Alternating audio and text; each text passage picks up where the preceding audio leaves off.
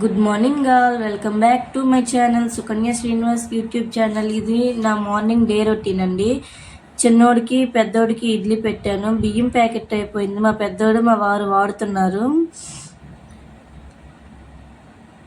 బియ్యం డ్రమ్లో ఆ బియ్యం వేశారు కదా, ఆ బియ్యాన్నే తీసి నేను వండుతాను. 2 గ్లాసులు బియ్యం పెడితే నాకు మార్నింగ్ సరిపడతాయి. వాళ్ళకి ఇడ్లీ పెట్టాను కదా, ఆ ఇడ్లీ ఇద్దరు పిల్లలకి పెట్టేస్తాను.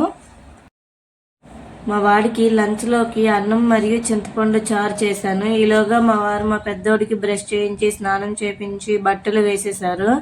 నిన్న నైట్ చట్నీ చేసేసాను కాబట్టి ఈరోజు మార్నింగ్ మరి చట్నీ చేయలేదు. అదే ఇడ్లీతో చట్నీ వేసి పెట్టేశాను. వాడికి స్కూల్లో ఈరోజు గ్రీన్ కలర్ డే సెలబ్రేషన్స్ అంట. గ్రీన్ కలర్ డ్రెస్ వేసి పంపించమన్నారు. దానికోసం కింద మీద పడి మొత్తం వెతికాను.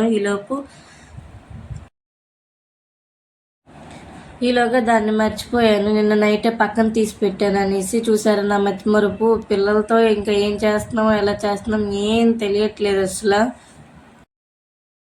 వాడికి ఇడ్లీ పెట్టి ఇచ్చాను. తినరా అని బ్రతిమలాడితే గాని వాడు తిండు. ఈలోపు అన్నం చింతపండు చారులోకి నూనె కొంచెం చింతపండు చారు పెట్టాను మరిగా దానికి తాలింపును కూడా రెడీ చేసుకుని వేస్తాను. వేస్తే మా చిన్న బాబుకి కొంచెం అరుగుదల తక్కువ, వాడికి జీర్ణం తొందరగా అవుతుందని ముందుగానే వేసి మరగబెట్టేస్తాను. ఈలోపు కొంచెం చింతపండు చారుని తాలింపు వేసుకునే విధానం చూద్దాం.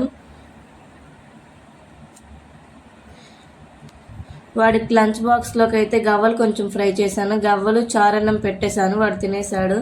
ఇదిగోండి మా పుత్రరత్నం వచ్చింది చూడండి. మొక్కను భలే నాటాడు కదా. వాడికి స్కూల్కి బాగా చెప్పేశాను.